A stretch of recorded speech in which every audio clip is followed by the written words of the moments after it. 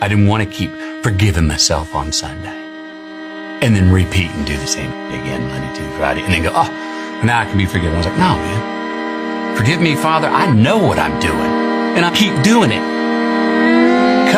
Quit giving yourself that out, that parachute, even though you may have it, even though word says grace of God will forgive you.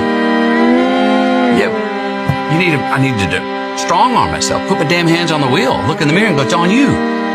Because it is. This is going to be a hard pill for a lot of you to swallow, but Satan didn't make you fall into that sin. You chose to give into it. You had that moment where you knew that God was calling you to get on your knees and pray, to overcome this sin, to choose him over the sin, but you chose that sin.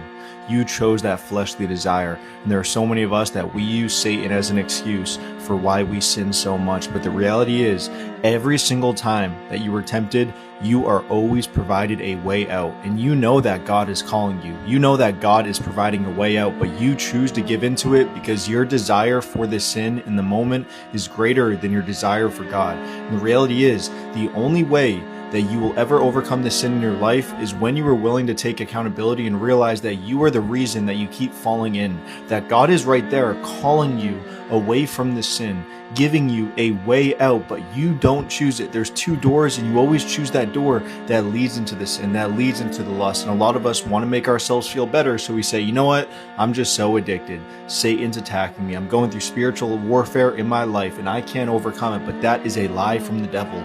God always provides a way out, and every single time you get this temptation, every single time you're faced with this desire, it is an opportunity to grow closer to God, to choose God over the devil. And every single day you will be hit with this decision over and over and over again. You will always have these desires. You will always have these fleshly temptations. But the only difference with a man that overcomes his lust and doesn't is he is willing to choose God in that moment. So when the temptation comes, when the desire comes in, get on your knees immediately and pray, because you cannot overcome this on your own. But when you bring Jesus into it, he will always provide a way out, because he would never allow you to be tempted by anything that you can't handle and you can't get through with him. God is so much greater than your temptations. God is so much greater than any of your desires, and God is so much greater than the sin in your life. But you need to have responsibility and accountability and realize that you are the reason that you keep falling in.